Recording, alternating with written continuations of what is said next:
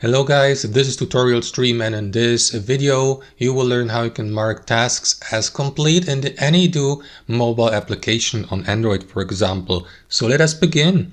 Launch the Any.do app, and here on your home screen, guys, you may, for example, go with a specific list or category of tasks like personal, work, grocery, or any other custom list with the associated tasks. Or to get a better overview, guys, let me navigate simply to the all tasks feature at the bottom, and here you will see all tasks listed for the upcoming days, weeks, and month, like today, tomorrow, upcoming, someday, and so on and so forth. So all you will need to do, guys, is simply tap into that circle next to the given task. So let me go to the gym task here, tap into that circle, and that is going to mark the given task as complete with the check mark icon to the left. Now you can remove the given task by tapping into that X icon to the right to get rid of it, to remove it from your list.